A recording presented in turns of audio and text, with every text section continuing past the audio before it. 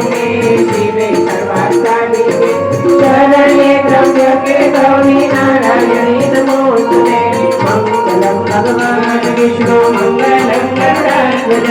मंगलम पकड़िताक्ष मंगलाय तनोहरि मंगलाय तनोहरि मंगलाय तनोहरि